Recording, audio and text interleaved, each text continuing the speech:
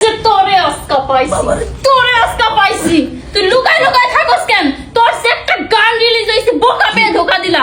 এটা মানুষ কই গিয়া দেখবো? ক ক বাবারে সিনে বাংলা মিউজিকে, সিনে বাংলা, এই জোরে ক। সিনে বাংলা মিউজিক, সিনে বাংলা মিউজিক। আর গান দিয়া টিকটক করতে ক। এটা তো আমি সবসময় বলি, বোকা পেয়ে ধোকা দিলা গান সবাই টিকটক করবেন, ব্যাকগ্রাউন্ডের সাউন্ডে বেশি বেশি করে টিকটক করবেন, বাঁচতেছে। এই চুপ কর, আমি বলতেছি। এই গানটা সবাই সিনেমা বাংলা থেকে দেখে আসবেন। বোকা পেয়ে ধোকা দিলে আমাদের গানটা রিলিজ হয়েছে আজকে।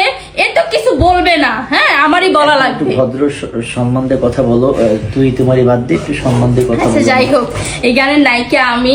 আমাকে দেখলেই বুঝতে পারবেন গ্রামের মেয়েরা কত সরল সোজা হয় আর ছেলেরা যে কত বোকা হয়। তো সবাই গানটা বেশি বেশি করে দেখবেন, গানটা দিয়ে বেশি বেশি করে টিকটক করবেন। আমরা কি করব? আসছিলাম একটু বাসায় বেড়াইতে, কিন্তু বেড়াইতে আসার পর যে ঘটনা এরকম ঘটে যাবে আমি বুঝতে পারি না।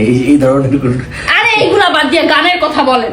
গানের কথা তো ওই যে বোকা পেয়ে ধোকা দিলা গান, বোকা বলেই তো আজকে ঘটনা ঘটতে পারছে, তাই না ভাই? আপনারা কমেন্ট করবেন, বোকা না হলে কি এসব ঘটতে পারতো? তো যারা যারা বোকা পেয়ে ধোকা দিলা গানটি দেখেননি, ইউটিউব সিনে বাংলা মিউজিকে গিয়ে দেখে আসবেন। ব্যাকগ্রাউন্ডের সাউন্ডে বাজতে যাতে ভালো লাগবে, অবশ্যই টিকটক করবেন, আমার বিশ্বাস ভালো লাগবে। অবশ্যই। বাট আমার মতো এরকম বাটে বললেন না। আরে